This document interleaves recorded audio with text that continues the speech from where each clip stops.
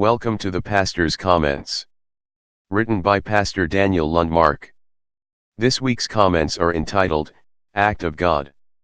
Have you heard the story of the small town in Kentucky that had two churches and a distillery owned by an avowed atheist?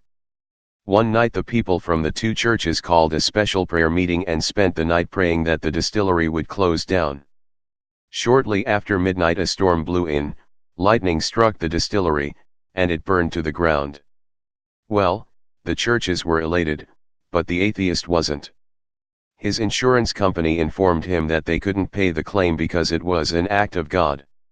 So, the owner took the two churches to court to sue them for damages, which they claimed they weren't responsible for.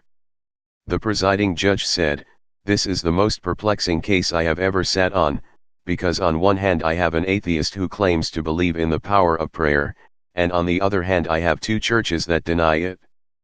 God does answer specific prayer requests, and when He does, we should be willing to give Him the credit.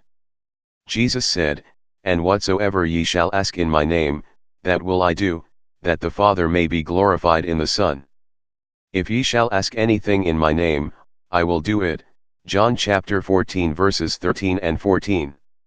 God answers a Christian's prayer requests so that God gets the credit and the glory.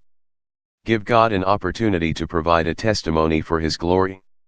Take your problems to the Lord in prayer.